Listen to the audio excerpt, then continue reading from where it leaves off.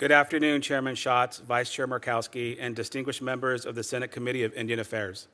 My name is Thomas Lozano, and I am the chairman of the National American Indian Housing Council, a national organization based in Washington, D.C., that advocates as the unified voice of tribal housing programs across Indian country.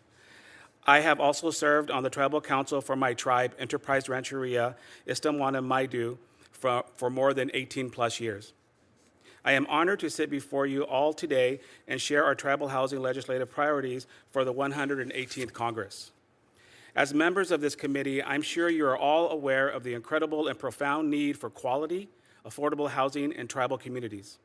According to a 2017 HUD American Indian, Alaska Native, and Native Hawaiian housing needs study, approximately 68,000 housing units are needed to address overcrowding and substandard housing conditions. These dire conditions were magnified during the COVID pandemic as Native families were unable to social distance due to overcrowded homes and, in some cases, unable to wash their hands regularly because of severe lack of water and sanitation infrastructure. This is unacceptable. Our Native youth, elders, and veterans should not live this way. They deserve better. NIAC represents nearly 500 tribal housing programs, and we have two main legislative priorities. And they have been the same priorities for several years now. Number one, reauthorize NAHASDA. NAHASDA was last reauthorized in 2008 and expired in 2013.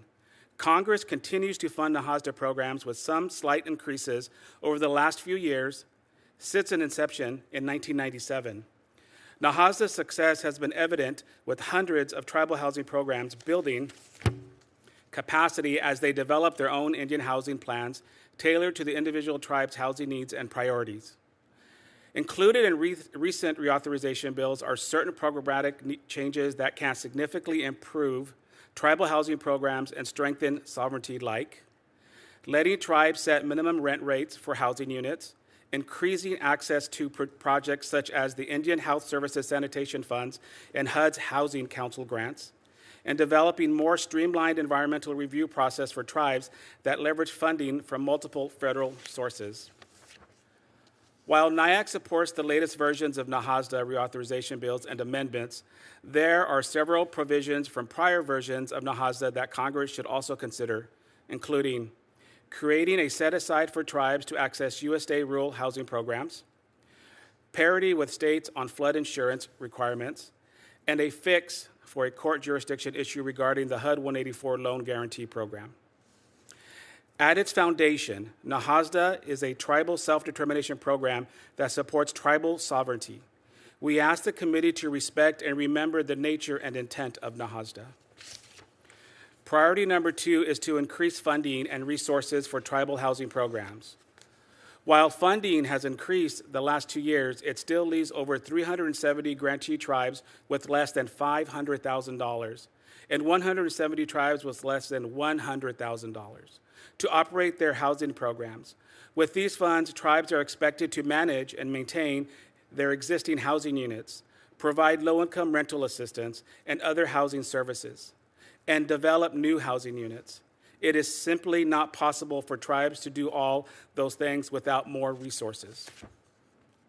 The IHBG annual appropriations, when compared to over time to inflation-adjusted levels, shows that tribal housing programs have lost over $4 billion since NAHASDA was first funded in 1998.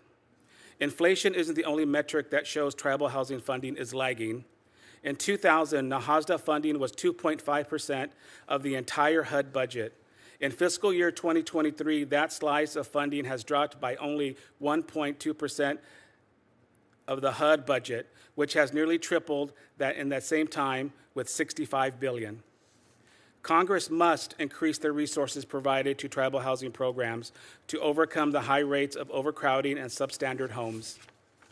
Development costs continue to increase, and tribes are not receiving enough resources to maintain their existing housing stock and develop new affordable housing units.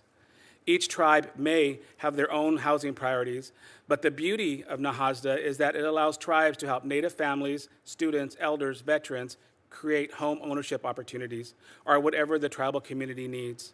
We must make sure tribes are getting the resources they need.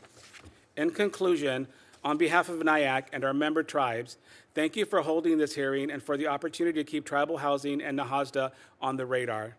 Tribes are resilient and resourceful and have constantly shown how far they can stretch the housing dollars, but they shouldn't have to. NIAC and tribal housing programs look forward to working with this committee, our partners in Congress, and federal agencies to continue building safe, quality, affordable housing across tribal communities. Thank you for your time. Thank you very much. Ms. Lindsey, aloha. Please proceed with your testimony.